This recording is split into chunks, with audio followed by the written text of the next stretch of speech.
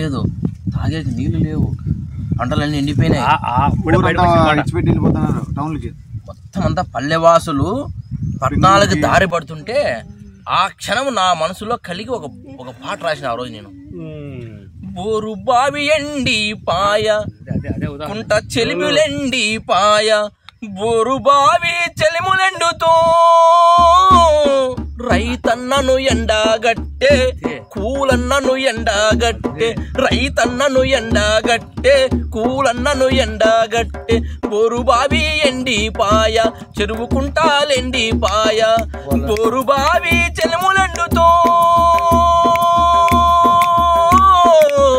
రైతన్నను ఎండగట్టే, కూలన్నను ఎండగట్టే, ఆ పట్టణ వీధుల్లోన మురికి వాడల బతుకుల్లోన, ఆ పట్టణ వీధుల్లోన మన రైతు ఎప్పుడు మురికి వాళ్ళ పని చేయలే.